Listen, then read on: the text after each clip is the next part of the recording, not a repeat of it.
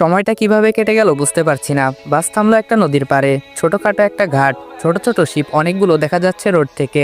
আমি মনে করেছিলাম বোধহয় জায়গায় চলে এসেছি, কিন্তু মোবাইলের লোকেশন বলছে আরো আধা ঘন্টা বাকি আছে। পাশে তাকিয়ে দেখলাম মেয়েটা উঠে দাঁড়িয়েছে, আমাকে কিছু না বলেই তড়িঘড়ি করে নেমে পড়লো। আমি দীর্ঘ নিঃশ্বাস ছেড়ে সিটে হেলান দিয়ে ভাবলাম, মানুষের প্রয়োজনে পা অবধি ধরে, কিন্তু একটা সময় যখন প্রয়োজন ফুরিয়ে যায়, আপনার সাথে কথা বলার মতো তার সময় হয়ে ওঠে না। মেয়েটার অবস্থাও সেই রকম কিছুই। যখন সিট ছাড়ছিলাম না, তখন ভ্যাবলার মতো তাকিয়েছিল। তারপর জানালার পাশের সিটটাও চেয়ে বসলো। কি ভেবে যেন দিয়ে দিলাম। আর এখন এমন একটা ভাব করে চলে গেল, মনে হচ্ছে আমাদের মাঝে কিছুই হয়নি। ওহ, ভালো কথা, সে তো বলেছিল ভাড়া দিবে, তাহলে কিছু না বলে চলে গেল কেন? ভাড়া কি আমি তার কাছ থেকে নিতাম নাকি? বলে গেলেও পারতো।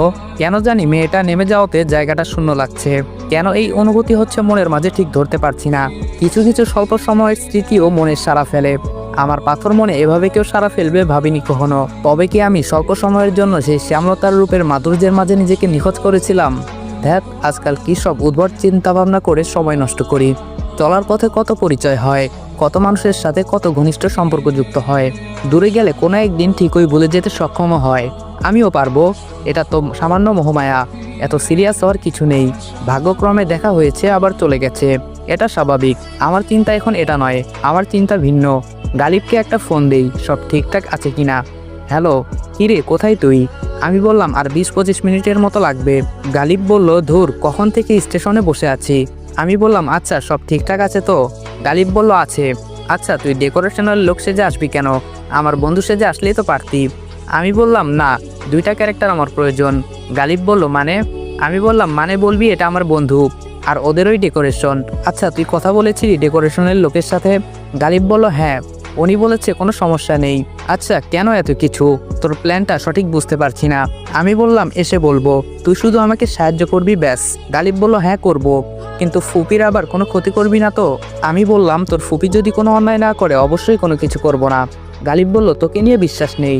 আমি বললাম, তাহলে ফিরে যাচ্ছি। গালিব বলল, এই না না, তোর যা ইচ্ছে তাই করিস, তবুও তুই আয়। আমি বললাম, ওকে, ওয়েট কর। ফোনটা রেখে দিয়ে একটা ভিলেন মার্কা হাসি দিলাম। কোনো রকম তথ্য উদ্ঘাটন করতে পারলেই হলো। ছোটবেলায় প্রাইমারি স্কুলের গাইড বইগুলোতে নিশ্চয়ই দেখেছি, স্পষ্ট লেখা ছিল একের ভিতর সব, একের ভিতর অনেক, আরও অনেক কিছু।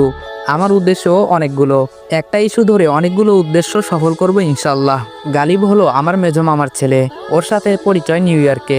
আমি যেই ফ্ল্যাট ভাড়া নিয়েছিলাম সেটা একটু ব্যয়বহুল হয়ে পড়েছিল। প্রতি মাসে বাবার থেকে এভাবে টাকা চাওয়া কেমন যেন লাগতো। অবশ্য বাবাকে বলতে হতো না, প্রতি মাসে আমার অ্যাকাউন্টে টাকা পাঠিয়ে দিত। তবুও নিজের কাছে কেমন যেন লাগতো। এত টাকা ব্যয় সেটা নিতে পারছিলাম না, তাই সিদ্ধান্ত নিলাম ভার্সিটির কোনো প্রবাসী